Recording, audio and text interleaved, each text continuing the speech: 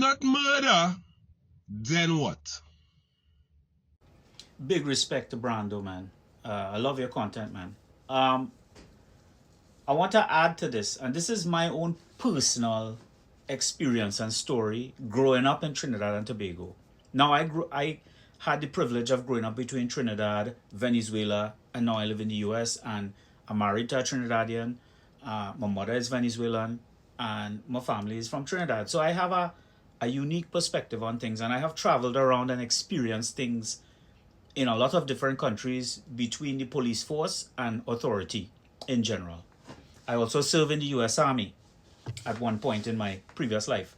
So I'm going to tell you this, right? I have had many instances in Trinidad and Tobago where on a routine traffic stop, the police, the TTPS, would speak to me with the most utter disrespect.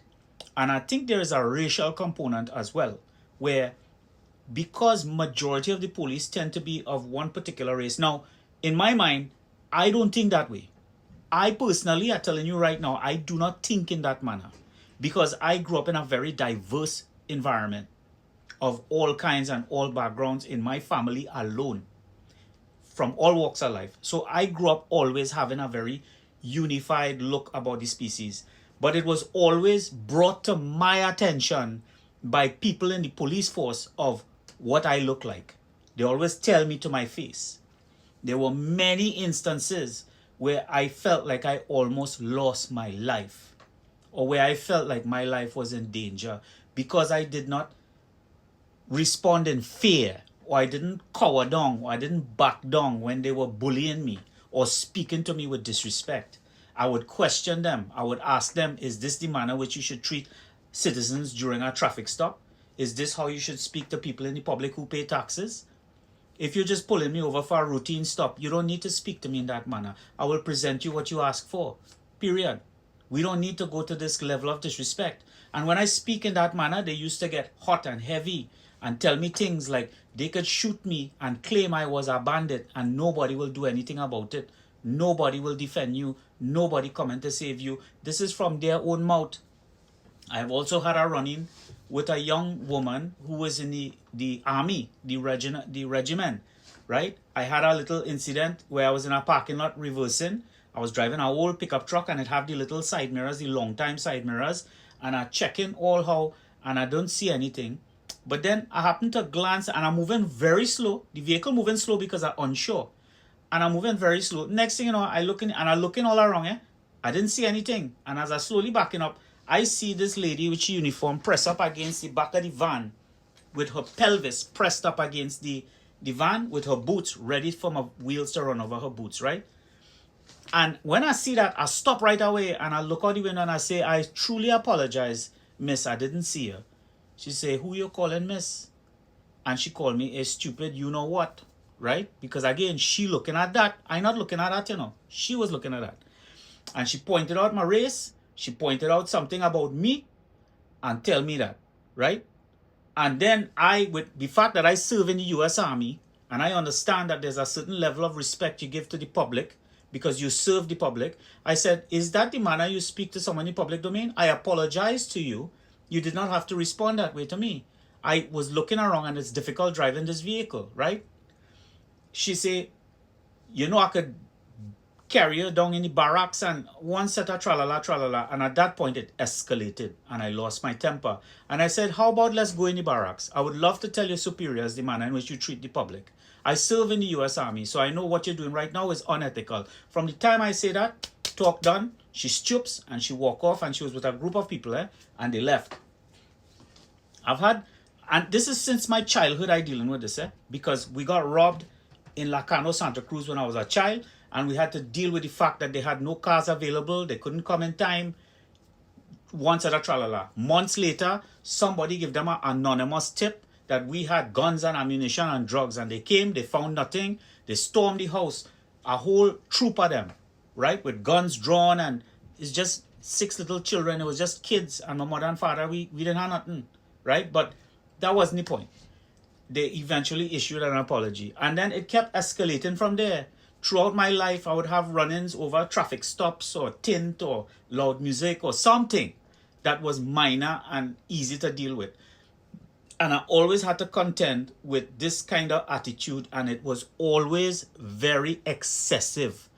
At one point, I even had one pull me out of a vehicle because I didn't understand what was going on. Remember, I don't know what was going on. Another time, they came and they take me down in the police station for something. Because of how I spoke to a police officer, no problem. I went in the station. I sat there for 2 hours quietly on a bench in the police station waiting to find out what's going on. They were all pussing and talking about me, and I say, I watch, no problem. They had nothing to charge me, they just wanted to inconvenience me to kind of show me a lesson. When I was leaving, one of the police officers braced me outside and he said, "You, come here." And he had a gun drawn around him, sling around his chest, them little Uzis. And he said, "Let me tell you something, eh? If you feel you could talk to we how you want, you have a next thing coming, And I say, "Is that a threat?" And he said, "Who you feel you talking to?" And he get real intense and mad one time. I say, "First of all, I don't even know why you bring me here. I don't even know why I'm being held. There was no rights read to me. Say, you are a suspect. If we suspect you, you're a suspect. You're guilty until proven innocent. That is the world we live in. So let nobody fool you." And he's talking to me harsh. Now, I was in the military already at that point, so I accustomed to this kind of talk. I didn't take anything of it. I just listened quite calmly. When he was done, I say, "I don't agree with your statement, but no problem." And we say, "Oh, you don't agree? I could shoot you again, the same talk. Every one of them use the same talk. I could shoot you here right now, and nobody wouldn't care about you." If he was bold enough to say that to me then and there, ask yourself about the mentality of these people and how they think. They are not there to serve and protect.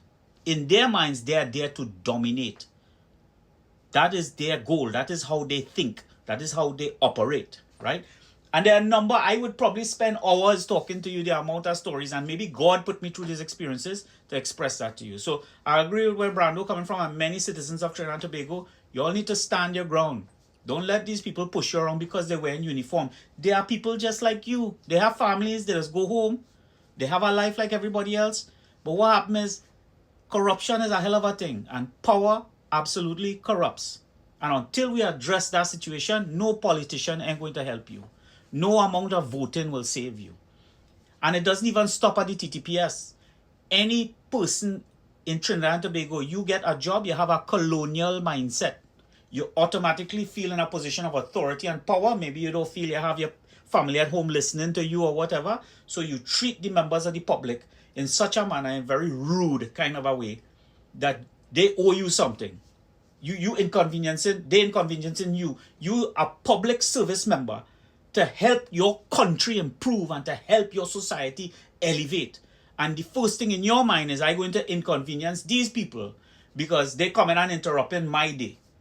But you getting paid to sit down in that office and help the members of your public and to help them get a license or they pay a water bill or whatever the case, and you operate with the utmost disrespect and position of authority as if somehow everybody owe you something. No, you owe your country. You owe your people. You owe your culture. You owe your heart and soul to the nation that you chose to uphold and defend. Whether it's a TTPS, whether it's a clerk inside WASA and TNTech, whether you're in TSCT, wherever you are, your job is to give back with your heart. I know our culture could be frustrating, and I know we people is not always the nicest when it comes to interaction. But until we address these issues culturally, we are not going to change. And any politician coming to try and get a vote from you, but pointing out how, oh, look under the UNC this and look under the PNM that, run them one time. Because this is a matter for us to look in the mirror and say, we have to make a change. That is all I had to say. God bless everybody. And thank you, Brando. Keep doing your job, bro. I love your content. It has some shootings at the TTPS wish that we would forget. This shooting and killing of Mr. Samaroo and injuring of his wife have opened so much wounds that the TTPS wish the citizens would have forgotten. Wounds like from this incident up Mova, Caledonia, way back in 2020, where police officers claim that a man jumped out of the back seat of the vehicle, started shooting, and they returned fire, killing all 3 occupants of the vehicle. But what many people don't know is context. Context that led to that shooting. Now, that shooting occurred because an officer of the GEB, which, if you all don't know, is the Guard and Emergency Branch of the police service. They are normally responsible for like riot control. They just do security detail for high-level personnels like judges and lawyers and them kind of thing, parliamentarian, them kind of thing. That is their function. And a young fella, probably in the early 30s, went up to check a friend up Caledonia. Rumor has it was a young lady. And about 3-4 o'clock in the afternoon, somebody killed him. Shot him in his back and I think in his chest and so on. So, obviously, his policeman shot. So later on in the day, GEB officers from his unit and so on came up into the area, Caledonia. There was also officers from the IATF, which stands for Interagency Task Force.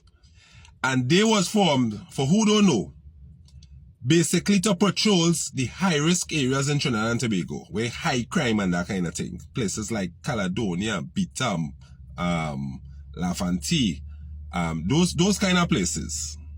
And they just normally patrol in tandem with soldiers. You know, that is what them for. So those 2 arms are the police service. Well, I like to say police force. Those 2 arms of the police force patrolling, and they came across this vehicle coming out of Caledonia. And they stopped the vehicle. And they made, video footage that came out after the fact show where one of the occupants of the back seat came out, put him against the wall, search him. The driver put his hand on the steering wheel. And then for whatever reason, they tell him go back in the car because he would not just take himself and walk back in the car. So they tell him go back in the car. And then the back car start to wind down and they start to spray up the car.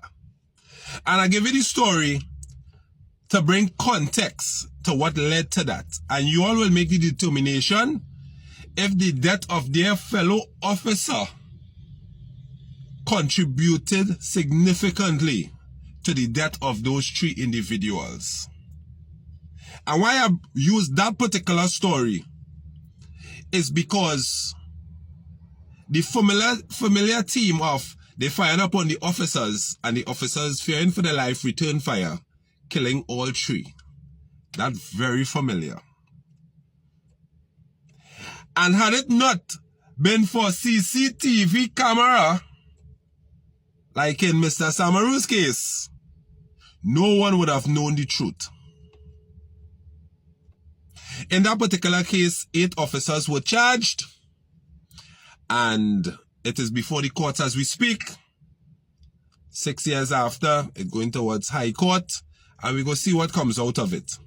But I just needed to bring context because most people would not have known what led to the killing of those 3 individuals. You all can make a decision.